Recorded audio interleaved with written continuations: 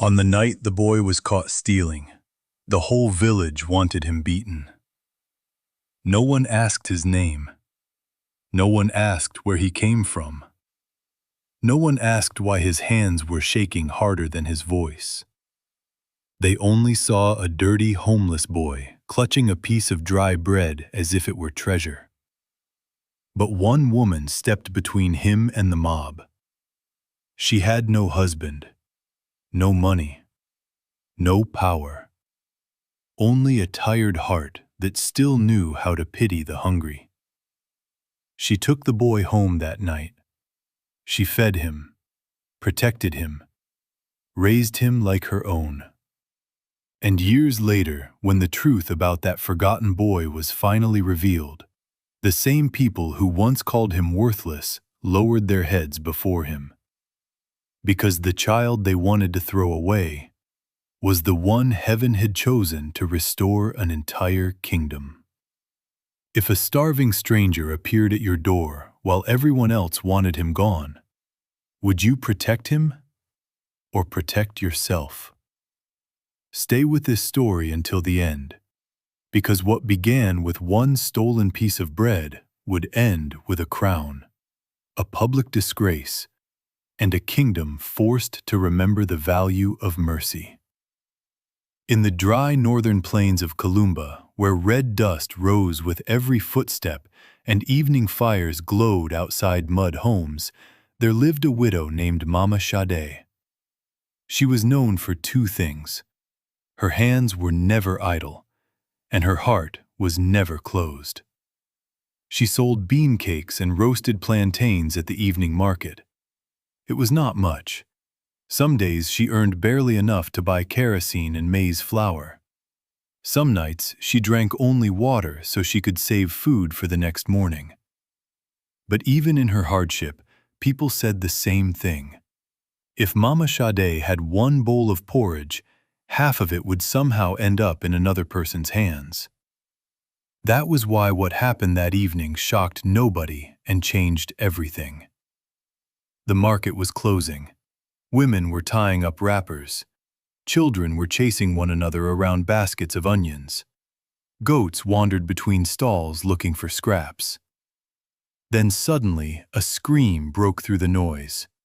"Thief! Catch him!" Heads turned.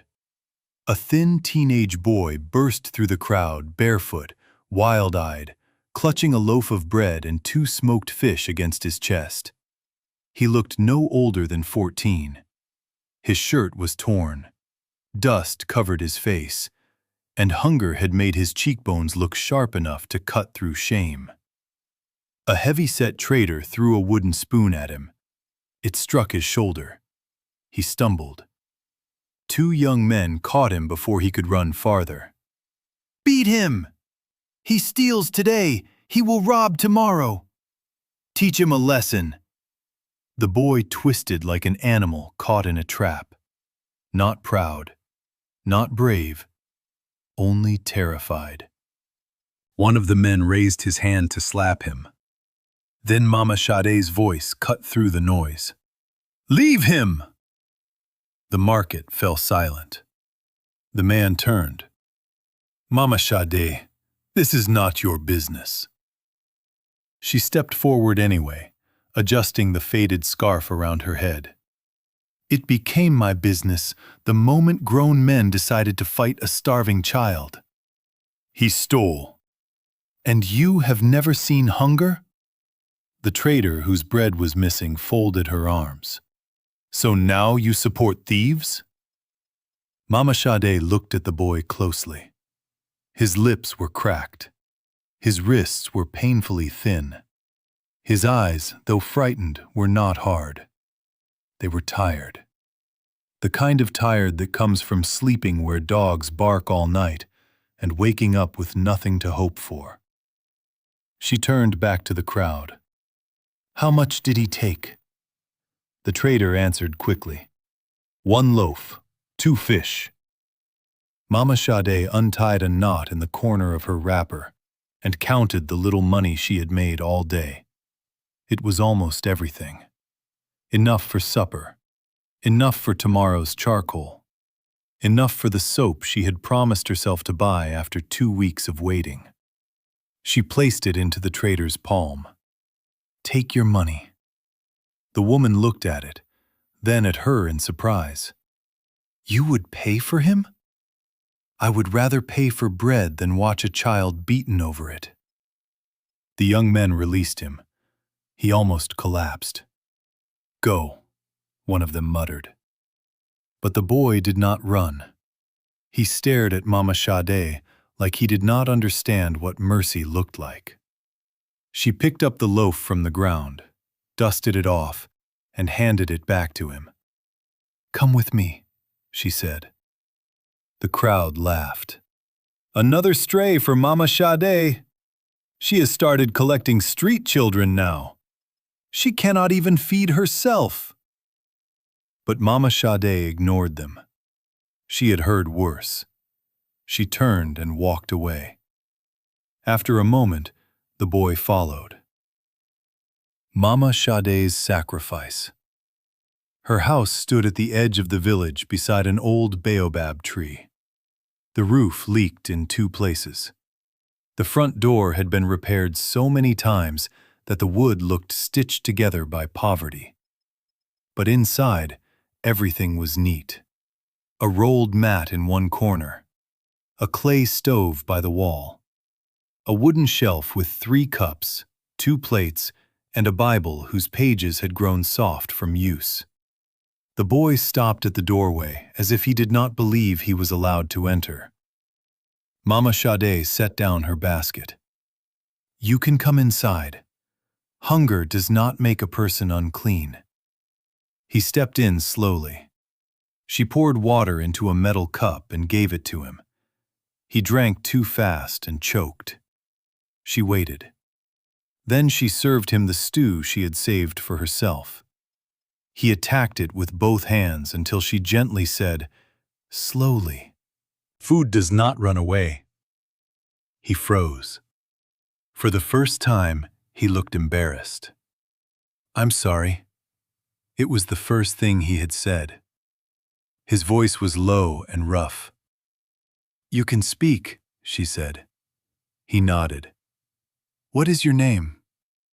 There was a pause. A long pause. Then he whispered, "Tari. Where is your family, Tari?" His fingers tightened around the plate. "No family." She studied him. Children lied when they were afraid. But sorrow has a shape that truth recognizes. This boy had practiced abandonment too often to invent it easily. "Where do you sleep?" "Anywhere." "Since when?" He shrugged. That shrug told her more than words. It meant too long. It meant nobody counting the nights. It meant surviving one dark place at a time. She gave him a second helping, then a third. When he finished, his eyes became heavy. He tried to sit upright, as if afraid rest would cost him his place. Mama Shad spread an old mat on the floor. "You can sleep there tonight." He looked up quickly. "Only tonight?" She sighed. "Tonight first. Tomorrow will answer for itself." Before dawn, she woke to strange noises outside. Village women drawing water had already started whispering. By sunrise, half the village knew that Mama Shad had brought a homeless boy into her house. By noon, they had turned the story into something uglier. Some said he was a thief from another town. Some said he belonged to a gang. Some said he had probably been sent to spy on homes before robbery. And one woman in particular seemed delighted by all of it. Her name was Auntie Binta. She owned the biggest grain stall in the market, wore bright wrappers from the city, and believed money should always walk in front of kindness. For years, she had disliked the quiet respect people showed Mama Shad. Not because Mama Shad was rich, she was not, but because even in poverty, the widow carried a dignity that wealth could not buy. That afternoon, Binta came to the house uninvited. She stood outside and called loudly enough for neighbors to hear. "Mama Shad, is it true you now live with thieves?" Mama Shad came out carrying a basin of water. "He is a child. He is old enough to steal." "He was hungry," Binta scoffed. "Hungry boys become dangerous men." Mama Shad looked her in the eye. "And unloved boys become something even more dangerous." Binta folded her arms. "You think your pity will save him?" "No," Mama Shad said quietly. "But it may begin him again." The other woman laughed and walked away. Inside, Tari had heard everything. He stood by the wall, pretending not to. Mama Shad handed him a broom. "If you stay, you will work." He blinked. "Stay?" "You heard me." His voice nearly disappeared. "Why?" She was not a woman of fancy answers. Because no one had stayed for her either when hardship first came after her husband's death. Because grief had taught her how quickly the world looks away. Because something about this boy's silence reminded her that people do not become wild before first being wounded. But what she said was simple. Because every child should get one chance not to be thrown away. The next weeks were not easy. Tari did not trust comfort. He slept lightly, ready to run. If someone knocked on the door, he flinched. If food was set before him, he hid part of it as if tomorrow might punish him. He spoke little, worked constantly, swept the compound before sunrise, fetched water without being asked, repaired a broken stool with surprising skill. Once, when Mama Shade returned from the market, she found him patching the leaking roof with strips of old rubber and flattened tin. She stared upward. "Who taught you that?" He kept working. "A man near the bus station. I used to help him." "You used to help many people?" "When they wanted me."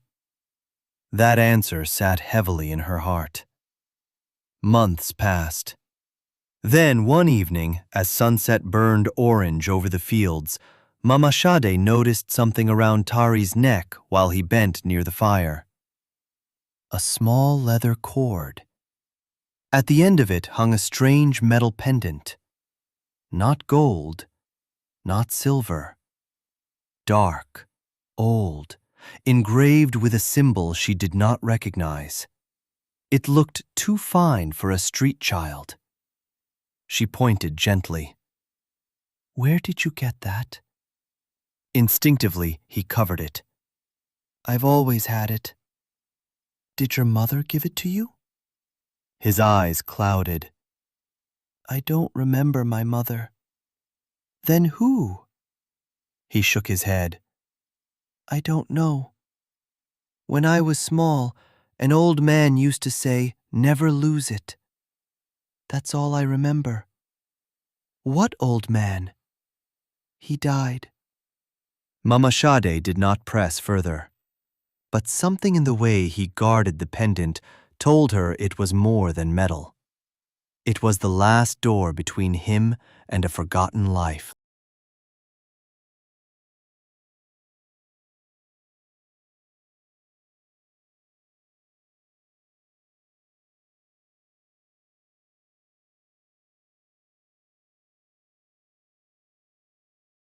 Tari grows up. 3 years passed. In that time, the village changed very little. Seasons came, rains failed and returned. Children grew taller. Old men repeated old stories. But inside Mama Shade's small compound, a miracle of quiet shaping was taking place. Tari grew strong. Not soft, not spoiled. Strong. The restless, half-starved boy from the market became a respectful young man whose first instinct was no longer escape, but service. He learned to repair doors, carve stools, patch roofs, and mend fences. He helped old women carry firewood. He fixed a widow's broken water stand without asking for payment. He escorted children home when storms began. And though people still whispered about where he had come from, fewer and fewer of them could deny what they saw. Character. Even Binta noticed it, though she hated to admit it. One morning in the market, two women buying cassava spoke within her hearing. "That boy Tari has good manners." "Yes, Mama Sade raised him well." Binta's jaw tightened. Raised him well. The words burned. She had sons of her own in the city. They sent money sometimes. They also sent excuses. Not one of them had ever made the village speak of her with affection. But the widow and her adopted boy, they had become a quiet example people admired. Binta smiled outwardly and swallowed bitterness inwardly. One evening, Tari returned from helping a carpenter in the next village. He carried a small bundle tied with cloth. Mama Sade looked up from sorting beans. "What is that?" He set it down before her. Inside was a new wrapper, simple but beautiful, deep blue with small golden patterns along the edge. She stared at it. "Tari?" He sat on the stool across from her. "The carpenter paid me extra. You should have kept it." "I wanted to." She raised an eyebrow. He smiled for once. "Then I remembered how many times you wore old cloth so I could eat." Her throat tightened. Years earlier, she had stopped expecting life to return tenderness once given away. Yet here it sat before her, in the form of a grown boy who remembered everything. She touched the wrapper carefully. "This is too much." "No," he said softly.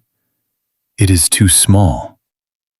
That night, after he had gone to sleep, Mama Sade wept quietly.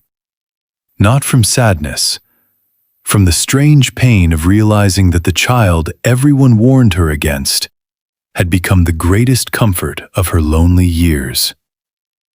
But peace never remains unchallenged for long.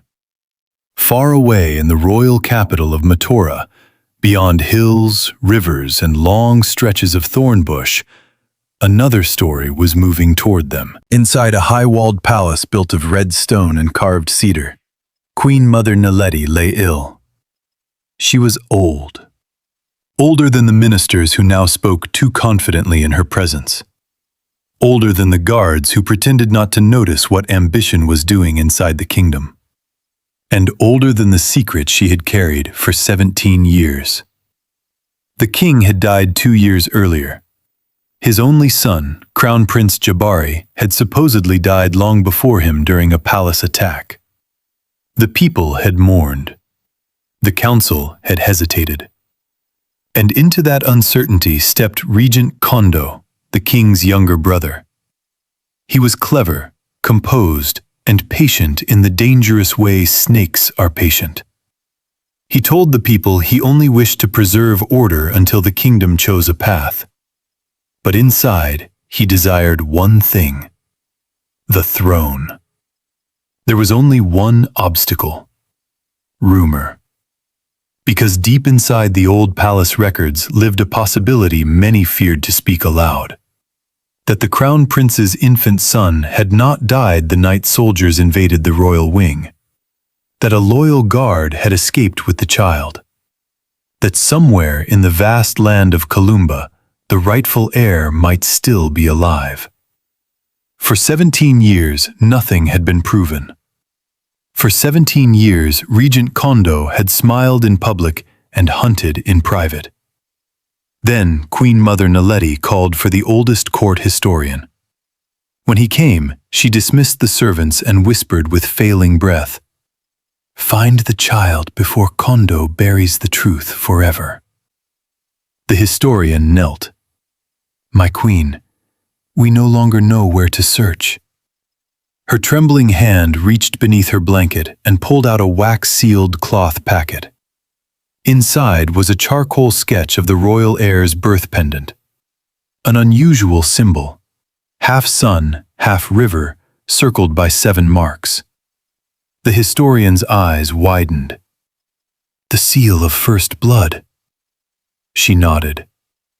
It was tied around the child's neck when the guard fled. If the pendant still exists, the heir exists. What if we are too late? Her answer was almost too faint to hear. Then let truth arrive before my grave closes. The old historian left the chamber with the packet hidden under his robe. But shadows listen where power lives. And not long after, Regent Kondo learned enough to grow afraid. When fear enters an ambitious man, mercy is the first thing to die. James, keep the pace slightly faster than normal. Minimize pauses as much as possible while keeping clarity. Secret in the capital. 3 weeks later, a stranger arrived in Mama Shad's village. He did not dress like a trader. He did not speak like a farmer. And though dust covered his sandals, his posture carried the discipline of someone trained to observe before talking. He introduced himself simply as Musa, a traveling recorder of family histories.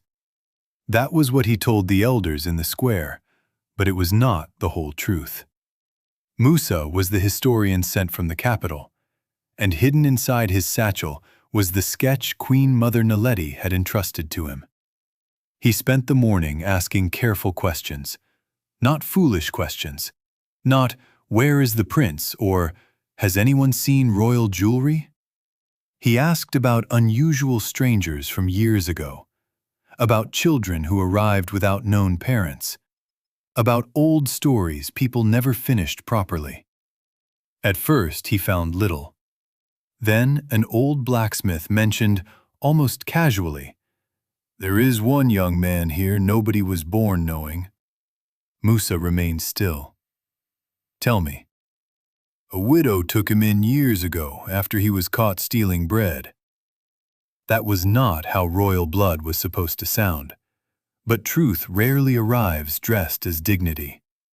Musa asked for the widow's name. The blacksmith answered, "Mama Shad."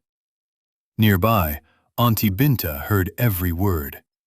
She looked at Musa's satchel, the quality of his sandals, the caution of his speech.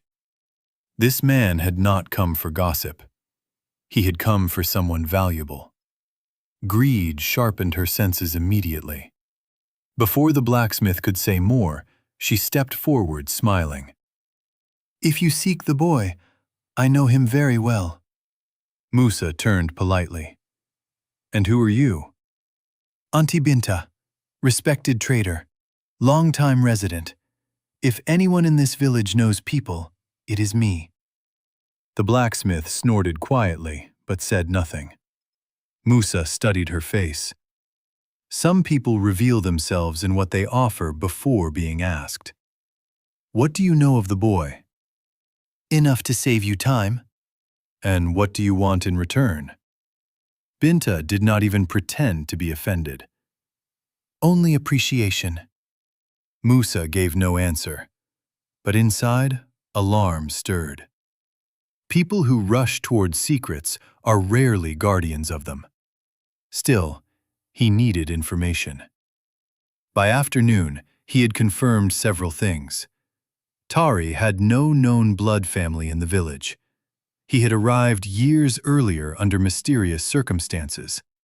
And, most important of all, he still wore something around his neck that no one had been able to explain.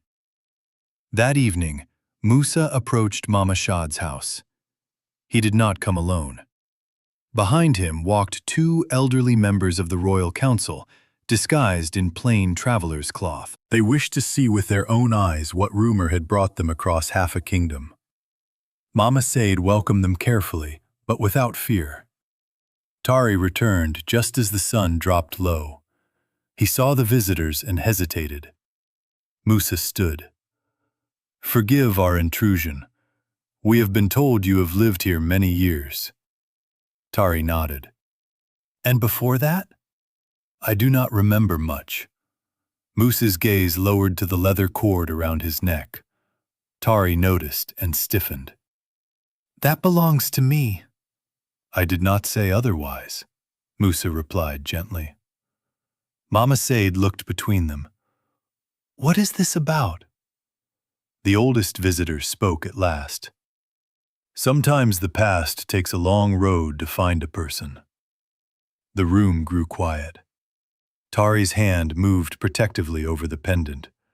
Musa slowly removed the charcoal sketch from his satchel and unfolded it. The same symbol stared up from the page. Half sun, half river, 7 marks. Mama Said drew in breath. Tari's face changed, not with recognition, with fear. The kind that comes when a secret object suddenly becomes a door others want to enter. "Where did you get that?" he asked. Musa answered with care. "From people who have searched for its owner for many years." Before anyone could continue, footsteps sounded outside. Fast. Then a voice, sharp, breathless. It was a young boy from the square. "Men are coming! Armed men!" Everyone stood. Musa moved to the doorway and saw them. Horsemen.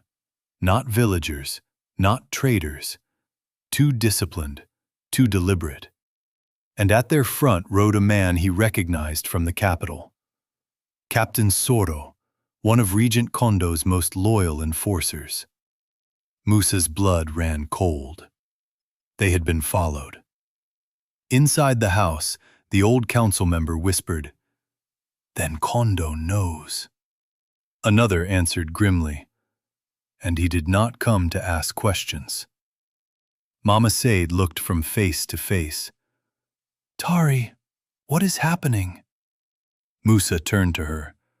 "There is no time for the full truth, but the young man in this house is in danger." Tari stepped back. "I have done nothing." "That is exactly why dangerous men fear you." Outside, horses stopped. Voices spread through the compound. Torches flickered. Captain Soro called out, "Hand over the boy, and no one else needs to suffer." Mama Said's heart slammed against her ribs. She moved without thinking and stood in front of Tari. The old councilman looked at her in astonishment. Even now, without understanding, she chose protection first.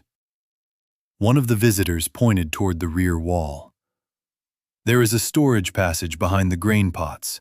It leads to the dry gully." Mama Said blinked. "I did not know that." "Your late husband once sheltered messengers of the crown," the old man said. "This house was used before." She stared at him. There were secrets, even in poverty. Another shout came from outside. Captain Soro was losing patience. "Open this door!" Then a torch crashed onto the roof. The dry thatch caught almost immediately. Tari grabbed a bucket, but Musa seized his arm. "No, they want you trapped." Smoke thickened. The room filled with sparks. Mama Sade coughed hard. Tari looked at her, then at the flames, then back toward the front where armed men waited. He was not thinking of crowns. He was thinking of escape, of survival, of not losing the only home he had ever known. Together they pushed aside the grain pots and found the narrow, hidden opening. One by one they slipped through as the house behind them began to burn. The hunt for the missing heir. The dry gully ran behind the compound and curved toward the thornfields beyond the village. They stumbled through darkness, while smoke rose behind them like a warning to heaven. From the front of the house came shouting. The soldiers had entered.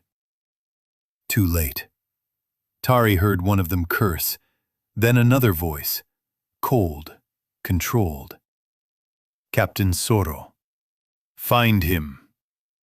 The hunt had begun.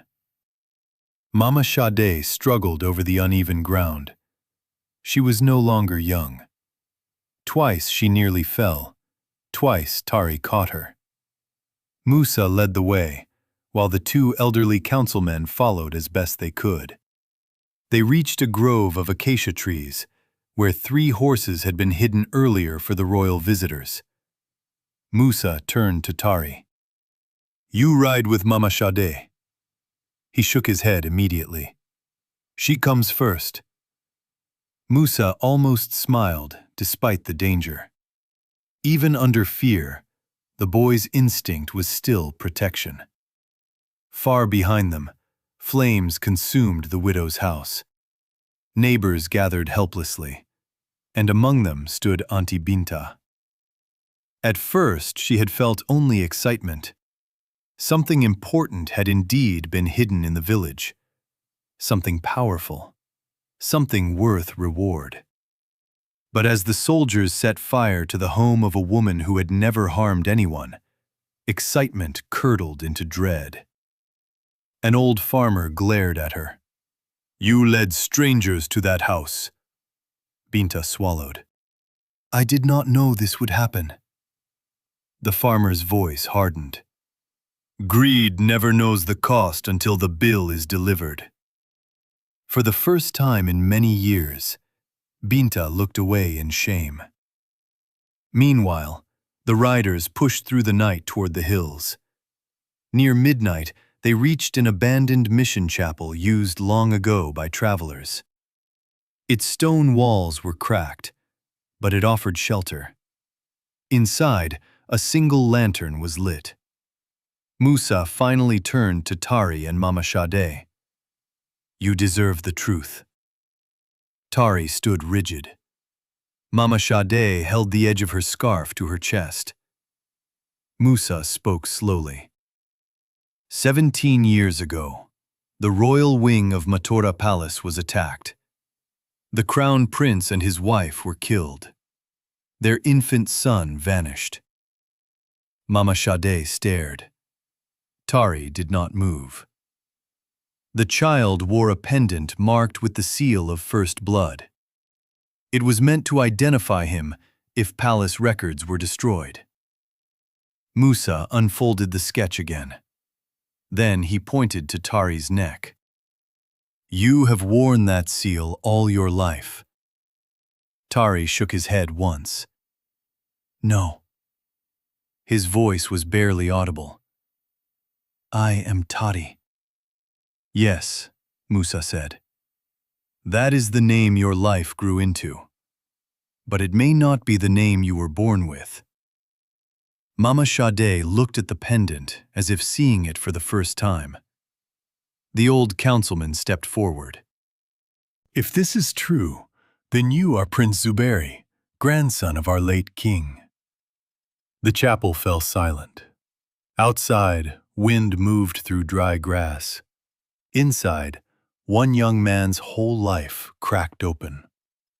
Tari laughed once, not with joy, with disbelief. A prince? He looked down at his rough hands. These hands built chicken pens. He looked at Mama Shad. I slept on a market mat. I fetched water. I was beaten for stealing bread. The other elder answered gently. Blood can be hidden. Destiny can be delayed. Neither disappears. Mama Shad's eyes filled with tears. Not because she wanted a prince, not because she dreamed of royal honor, but because suddenly every unexplained thing, the pendant, the old skill in his bearing, the force with which danger had come after him, began to make a terrible kind of sense. Tari stepped back toward the wall. So what now? You take me away? Put me in clothes I do not know? Sit me before strangers and tell me to rule them? Musa's expression softened. No. First, we keep you alive. At dawn, a messenger arrived breathless from the capital. He had slipped through back roads to find Musa. His news was worse than fear. Regent Kondo had moved openly.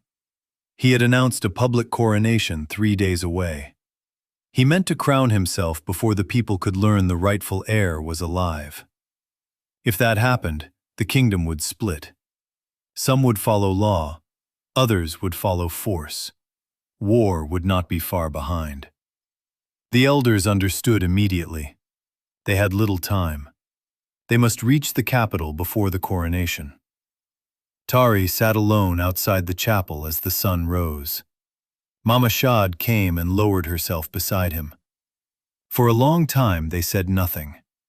Then he asked the question that had been wounding him since the night before. "If I go with them, do I stop being your son?" She turned to him sharply. "Did the first day I fed you make me your mother?" He blinked. "No." "Then neither will a crown take that away." His eyes shone. "I don't want to lose you." She touched his cheek. "My son, if poverty could not separate us, silk and titles will not manage it." He bowed his head. She continued, "Listen to me. Whether you were born in a palace or beneath a tree, character is still the only thing that makes a man worth following." Those words rooted inside him. Before noon, they resumed the journey. Not as fugitives now, as a hidden procession, carrying the last chance of lawful peace. But Captain Sorrow was close behind, and Regent Kondo had set his final trap. By evening, the road to the capital narrowed at the River Namaru Bridge, the only crossing wide enough for horses and carts. There, hidden among the rocks and scrub, soldiers waited. Archers above, spearmen below, and at the center, dressed already in embroidered regent robes, stood Kondo himself. He did not intend for the rightful heir to reach the city alive. The truth before the kingdom. When Tari's group approached the river at midday, Captain Musa raised his hand. "Stop!" Too late. Men emerged on both sides, bows lifted, spears flashed, horses reared. The bridge was blocked by fallen logs and armed guards. Regent Kondo stepped forward with the calm smile of a man who believes victory has finally become unavoidable. "So," he called out, "the ghost has a face after all."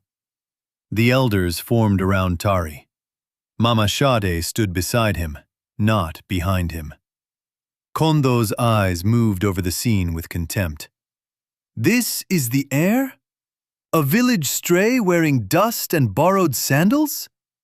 Tari said nothing. Kondo continued, "You should have stayed lost. A kingdom cannot be handed to sentiment." One of the old council members struck his walking staff against the ground. "It cannot be handed to theft either." Kondo laughed. "Strong words from old men who arrived too late to matter." Then he looked directly at Tari. "Come with me now, and these people may still live." Captain Musa answered first. "You burned a widow's house, and now speak of mercy?" Kondo ignored him. His gaze never left the young man. "You know nothing about ruling. Nothing about law, war, alliances, tribute, or court." For the first time, Tari stepped forward. His voice, when it came, was steady. "You are right." The bridge grew quiet. Even Kondo seemed surprised. Tari continued, "I do not know the language of palaces the way you do. I do not know how to sit on carved chairs and speak in circles. I do not know how to dress greed in polite words." The soldiers shifted uneasily. "But I know hunger." He turned slightly, his eyes finding Mama Sade. I know what it means when someone with little still chooses to share. I know what it means to protect the weak when there is no reward.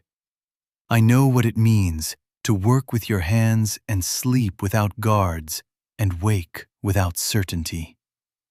Silence spread wider. Kondo's jaw tightened. Tari looked back at him. If a man does not understand the people beneath a crown, what exactly is he fit to rule? Before Kondo could answer, drums sounded in the distance. Deep, many, approaching fast. Heads turned. From the road behind Tari's group came a sight nobody on the bridge expected. Crowds. Hundreds of them. Then more. Farmers, market women, village elders, clerics, blacksmiths, young men carrying staffs, old women leaning on canes. They had heard along the roads. The rightful heir had been found, and the people had come not for war, but for truth. At their center walked members of the sacred assembly, bearers of ancestral law. One of them, the oldest among them all, carried the great ledger of kings. He stepped onto the bridge until he stood between both sides. His voice rose strong despite age. Before blood is spilled, law must speak. No one interrupted, not even Kondo. The elder opened the ancient ledger. He called first for the pendant. Tari removed it with trembling hands. The old man held it up for all to see. Half sun, half river, 7 marks. He then called forward a palace nurse long kept hidden in the outskirts of the capital out of fear. To everyone's shock, she was there in the crowd. Bent with age, but alive. Years ago, she had been one of the last people to touch the royal child before the attack. Tears ran down her face when she saw the pendant. That seal was tied around Prince Zuberi's neck by his mother the night danger entered the palace. Next came another witness, a scarred former royal guard, long believed dead. He stepped forward, limping. I was not the one who escaped with the child, he said, but I rode behind the guard who did. We were ambushed. I fell into the ravine and lived. He did not. Before he died, he told me the child still wore the pendant and had been sent westward. Murmurs spread through the crowd. Kondo's confidence flickered for the first time. Then the final witness arrived without warning. Auntie Binta. The whole village knew her voice, and today it shook. She pushed through the crowd and fell to her knees, not before Kondo, but before Mama Sade. Forgive me. People stared. Binta turned and spoke loudly so all could hear. I led the stranger to the widow's house because I hoped for reward. My greed opened the way for men who brought fire. But what I saw that night has not allowed me sleep. This woman protected the boy without knowing he could give her anything. She defended him when he was nothing to us. If he is truly the heir, then she recognized his value long before the rest of us recognized his existence. Mama Sade did not speak. She simply looked at the woman who had mocked her for years and saw, perhaps for the first time, genuine shame. The old lawkeeper closed the ledger. The witnesses have spoken. The seal has spoken. Memory has spoken. There is no lawful doubt. Then he lifted his staff toward Tari. This young man is Zuberi, grandson of the late king, and rightful heir to the throne of Columba. The crowd erupted. Some shouted, some wept, some knelt. And all across the bridge, heads began to lower. The same motion rippled outward until it seemed the very road had bowed. Tari stood frozen.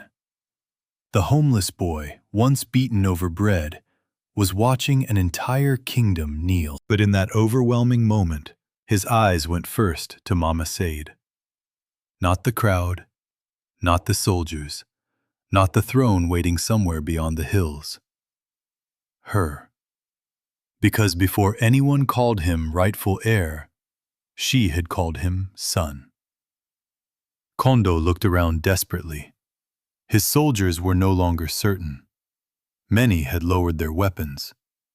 Law had a force ambition could not command. Rage distorted his face. He pulled his sword. "If I cannot rule," he shouted, "then none of you will leave this bridge." Gasps rose. Archers tensed. And yet before panic exploded, Mama Said did something nobody expected. She stepped between Kondo and Tari. The whole bridge went still. Kondo stared at her. "Move, old woman." Her voice was calm. "No." "You dare stand before a ruler?" She met his fury without flinching. "I stand before a man who wanted a crown more than he wanted a conscience." The words struck harder than any weapon. Kondo raised the sword higher. Tari moved, but she stretched one arm to stop him. Then she spoke to the crowd. "All of you, listen to me. If today ends in revenge, tomorrow will bury more sons. A kingdom does not heal because the guilty fall. It heals when the innocent no longer have to fear." Those words spread over the bridge like rain on burning ground. Even some of Kondo's own captains lowered their heads. Tari walked forward slowly until he stood only a few paces from the regent. He carried no weapon, only the weight of everything Mama Said had taught him.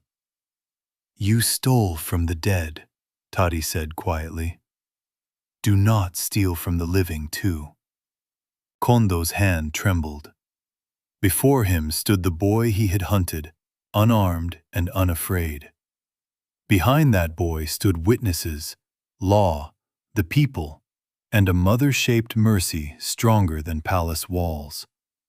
The sword slipped from Kondo's fingers. It hit the bridge with a sharp clang that echoed over the river.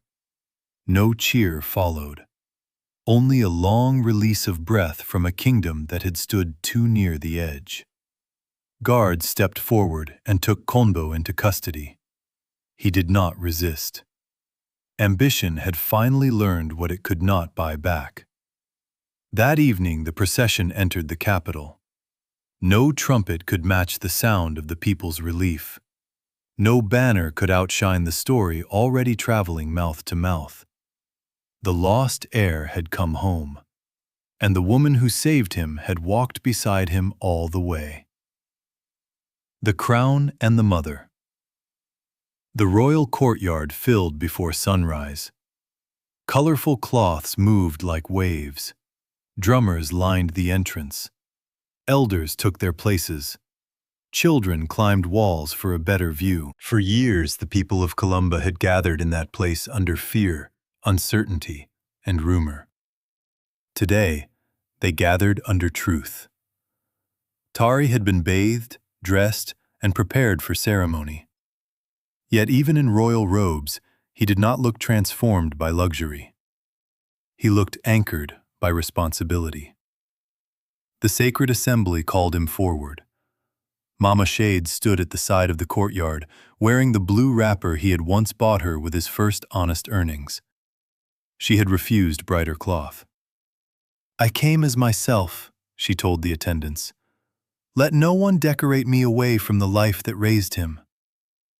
When Tari looked across the courtyard and saw her, his whole expression softened. The oldest elder lifted the crown. Before placing it, he asked the question law demanded of every ruler.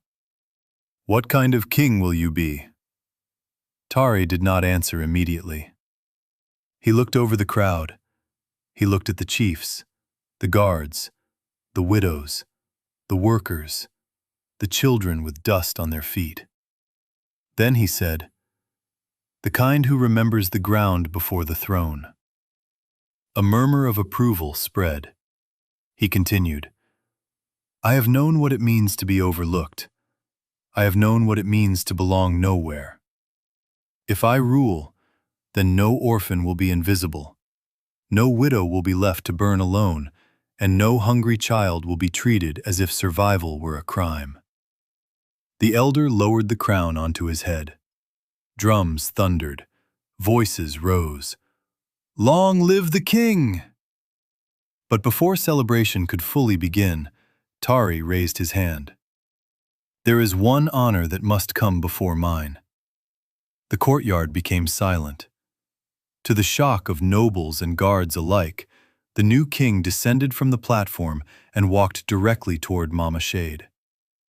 She looked frightened suddenly, as if she preferred hardship to attention. When he reached her, he knelt. Gasps spread through the crowd. A king kneeling before a poor village widow. Tears filled her eyes at once. "My son, what are you doing?" He took both her hands. "The day the world called me thief, you called me worth saving." Silence. "The day I had no place, you made room." Silence. "When I had no past I could remember, you gave me a future I could live." All across the courtyard, people began to weep openly. Tari turned so his voice would carry. "Today you crown me king. But before there was a king standing here, there was a woman who taught him mercy, dignity, labor, restraint, and courage. Whatever goodness you hope to see in me was first practiced by her in a house with a leaking roof." Mama Shade covered her mouth. The chiefs bowed their heads. Even hardened soldiers blinked away tears. Tari looked back at the assembly. "I make my first decree." The elder answered, "Speak, your majesty." "From this day, Mama Shad shall be known as Mother of the Crown.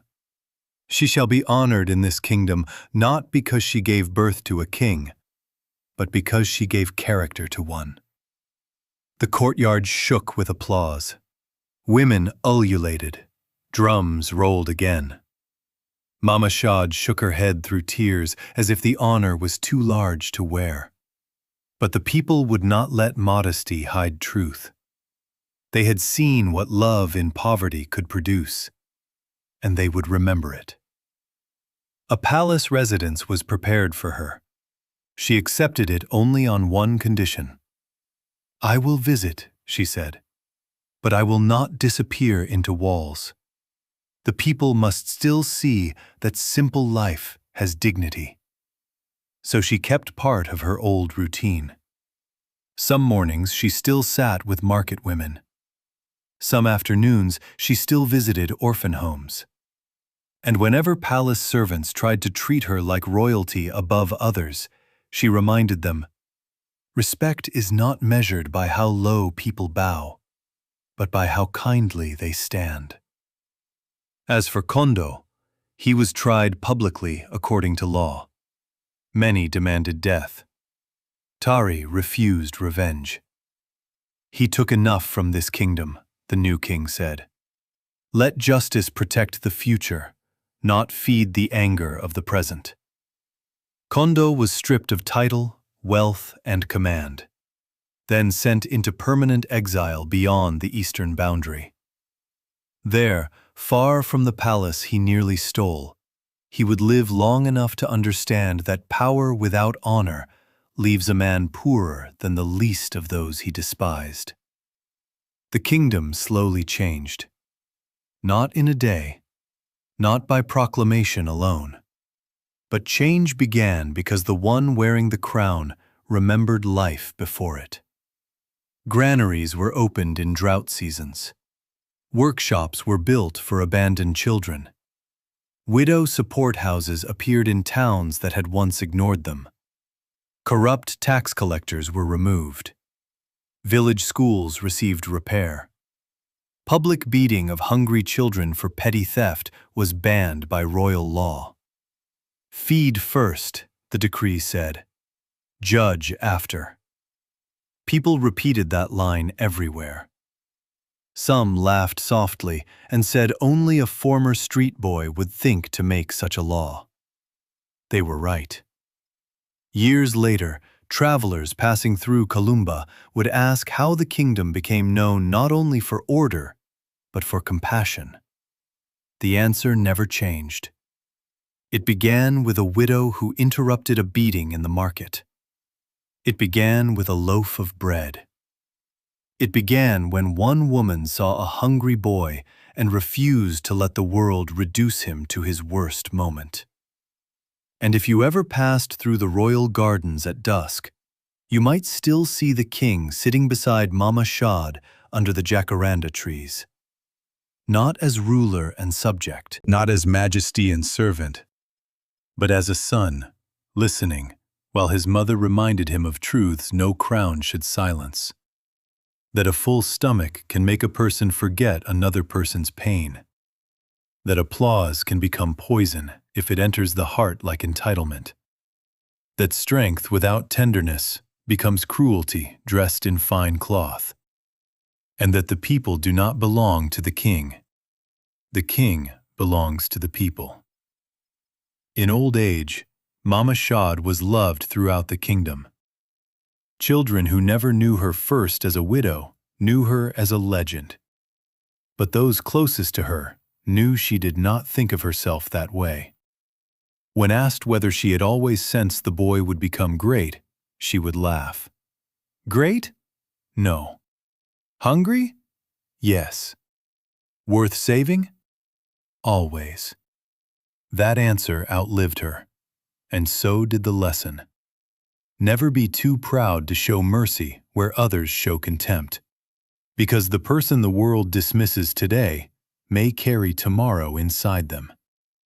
And sometimes, the future of a kingdom arrives looking like a child nobody wants to defend.